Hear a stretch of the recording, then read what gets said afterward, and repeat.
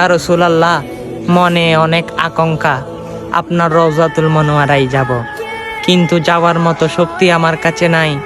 আমার কাছে কোনো টাকা নাই, কোনো পয়সা নাই, যাওয়ার মতো হেঁটে যাওয়ার মতো ক্ষমতাও নাই। ইয়া রাসূলুল্লাহ, জানি না এই জীবন থাকাকালীন আপনার রওজা মুবারক দেখতে পারবো কিনা, জানি না আপনার রওজা মুবারকে দিয়ে 2 ঠোঁট দিয়ে চুম্বন দিতে পারবো কিনা, আপনাকে দাঁড়িয়ে লাব্বাইক ইয়া রাসূলুল্লাহ সাল্লাল্লাহু আলাইহি সাল্লাম বলে বলে ডাকতে পারে কিনা। না জানি আপনি আমাদেরকে কবুল করে আহমদ রেফাইয়ের মতো আপনারা 2টা হাত বাড়াইয়ে দিবেন রওজা মুবারক থেকে। ইয়া রাসূলুল্লাহ, এই ভালোবাসার যোগ্য আমি কিনা সেটা আমি জানি না, কিন্তু আপনি এমনভাবে আমাদের দিকে তাকাবেন যেন আপনার রওজা মুবারক দেখে, আপনার রওজা মুবারক দেখে দেখে 2 চোখের পানি ফেলে ফেলে বলবো লাব্বাইক ইয়া রাসূলুল্লাহ।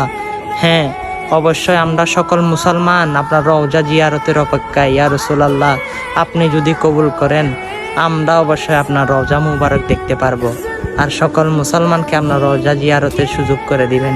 আমিন।